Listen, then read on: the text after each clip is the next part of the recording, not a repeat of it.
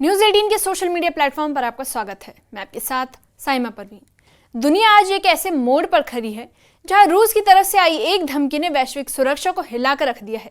रूस के विदेश मंत्री सर्गेई लावरोव ने खुलेआम तीसरे विश्व युद्ध और परमाणु तबाही की चेतावनी दे दी है। उन्होंने साफ कहा कि अगर रूस को घेरने की कोशिश की गई तो परमाणु घड़ी आधी रात से टकरा सकती है, यानी तबाही तय है। यूक्रेन युद्ध चौथे साल में पहुंच चुका है और अब नेटो के 32 देश रूस को रोकने के लिए भारी प्लान बना रहे हैं। लेकिन क्या ये सब मिलकर रूस को रोक पाएंगे? क्या पुतिन वाकई परमाणु हथियार का इस्तेमाल कर सकते हैं?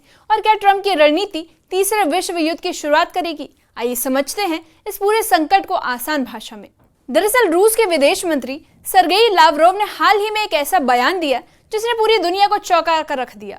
उन्होंने कहा कि अगर रूस को और घेरा गया तो परमाणु युद्ध शुरू हो सकता है।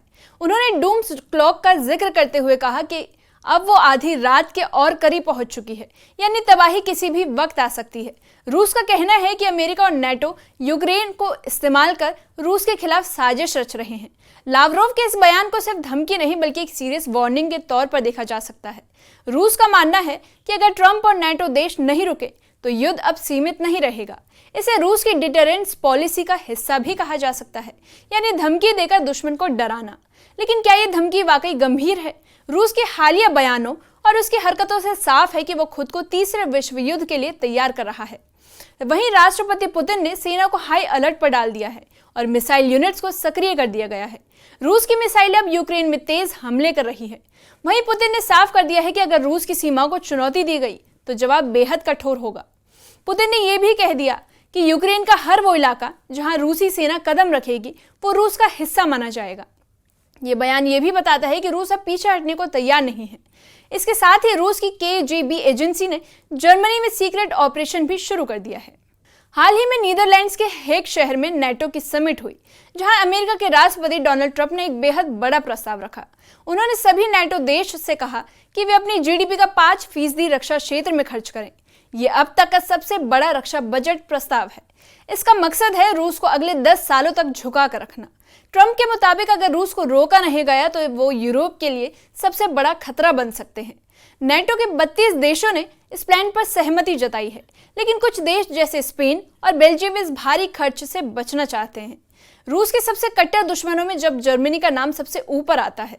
मॉस्को के रिसर्च संस्थान लेवाडा के सर्वे के मुताबिक 55% रूसी नागरिक जर्मनी को अपना नंबर 1 दुश्मन मानते हैं। इसकी वजह है यूक्रेन युद्ध में जर्मनी की सक्रिय भूमिका। जर्मनी ने यूक्रेन को भारी मात्रा में हथियार, टैंक और एयर डिफेंस सिस्टम दिए हैं। इसके अलावा रूस के खिलाफ सख्त आर्थिक बैन भी लगाए गए हैं। हाल ही में जर्मनी ने रूस एजेंसी KGB पर आरोप लगाया है कि उसने नेटो के ट्रक को जलाकर तबाह कर दिया। अब आपको बता दें कि रूस के बढ़ते तनाव के बीच चीन और उत्तर कोरिया उसके पक्ष में खड़े होते दिख रहे हैं। हाल ही में व्लादिमीर पुतिन और किम जोंग उन की बैठक हुई, जिसमें दोनों देशों ने एक दूसरे को सुरक्षा सहयोग का वादा किया है। ये संधि बताती है कि अगर इन दोनों देशों में से किसी एक पर हमला हुआ तो दूसरा देश भी युद्ध में कूद पड़ेगा। यानी अगर अमेरिका या नेटो रूस पर हमला करते हैं तो उत्तर कोरिया भी साथ देगा।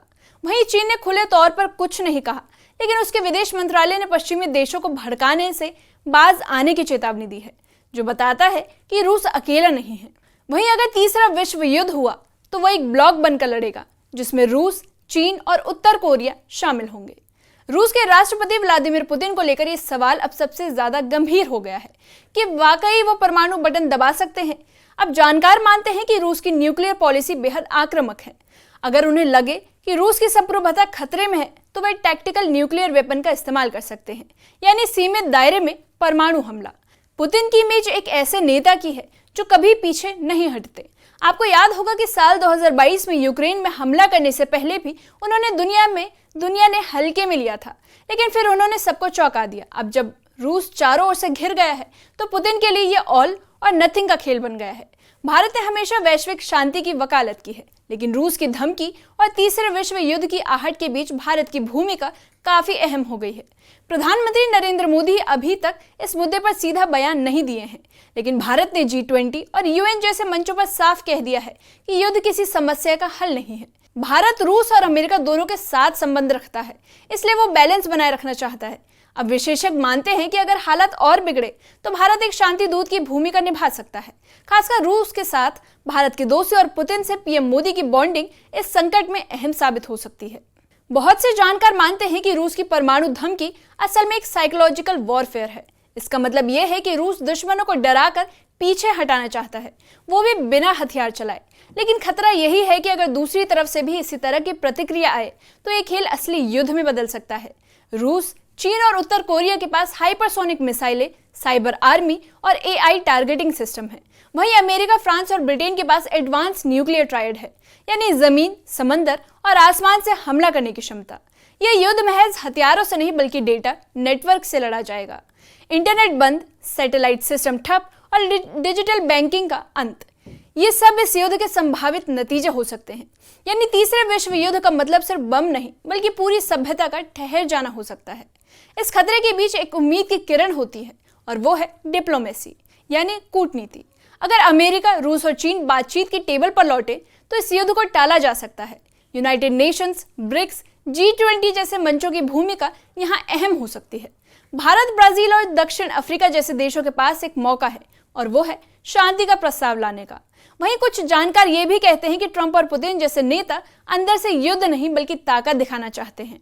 अगर दोनों को सेविंग फेस का रास्ता दिया जाए, यानी इज्जत बचाते हुए पीछे हटने का तरीका, तो वो तीसरा विश्व युद्ध टल सकता है।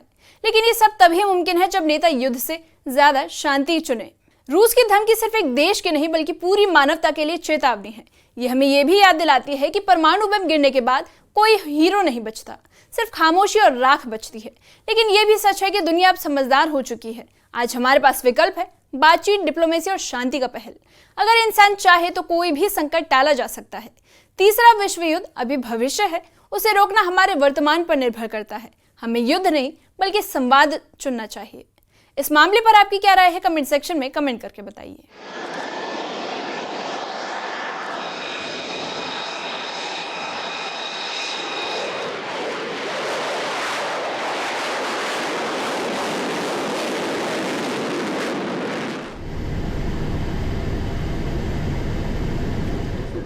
Of 50 main battle tanks or 8 vehicles, 120 capable to load